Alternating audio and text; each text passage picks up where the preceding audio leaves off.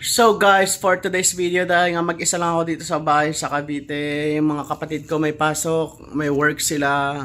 So naglilinis ngayon ng tsuhin nyo, general cleaning tayo.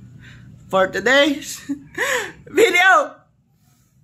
So yun na nga guys, nakapag-start na ako maglinis at nakahubad na naman pala yung tsuhin nyo, FYI, dahil mainit. Siyempre naglilinis tayo, kailangan natin May kanina, tumungtong tayo dyan. Charot. So eto na guys, nalungkat natin.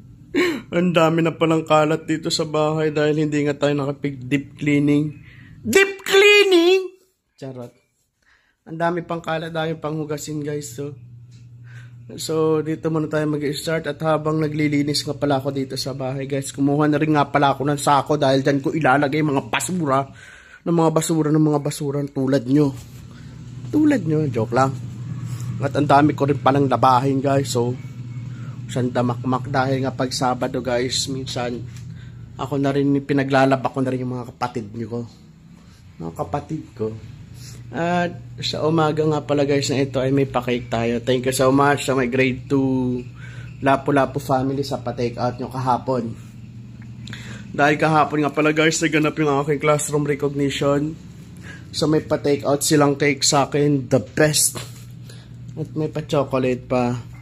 Thank you so much guys. Sana ay nag-enjoy kayo sa ating school year 2022 and 2023. So guys, ayan. Daming kalat na sort ko na rin pala yan guys. Ito na yung mga itatapon natin ng mga kalat na hindi naman natin kailangan. At yan. Ito yung natira yung dalawa. Ito pa oh. Dami. So, linis-linisan ng tsuhin nyo ngayon for today's video. Ay, nako. So, yun lang guys. And mamaya, tingnan natin kung makakapagluto tayo ng ulam. Kung may pera pa. Kung walang pera, itlog ulit, tuyo. Pero masarap yun, oh. Lalo na sardinas. So guys, bye, goodbye. Thank you so much. Bye. Bye. Bye.